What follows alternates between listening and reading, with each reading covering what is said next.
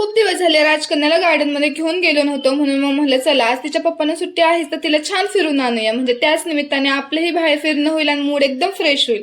Garden मध्ये गेलो की आम्हाला एक छोटीशी खारुताई दिसली आणि तिच्या थोडं जवळ गेलो की ते लगेचच पळून गेली. राजकन्या तर तिथे गेली कीच पळायला लागली. खरं सांगायचं तर तिला असं आनंदी बघून आम्हाला खूप छान वाटत होतं.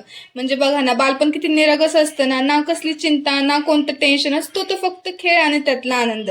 खरंच आई वडील होणं म्हणजे फक्त जबाबदारी नाही, ती एक भावना आहे. अशी एक भावना जी शब्दात मांडणं खूप कठीण आहे. आज राजकन्या इतकी लहान आहे, तिचं बोलणं तिचं खेळणं खूप गोड आहे. पण खरंच सांगायचं तर हीच बालपणाची वेळ खूप लवकर निघून जाणार आहे.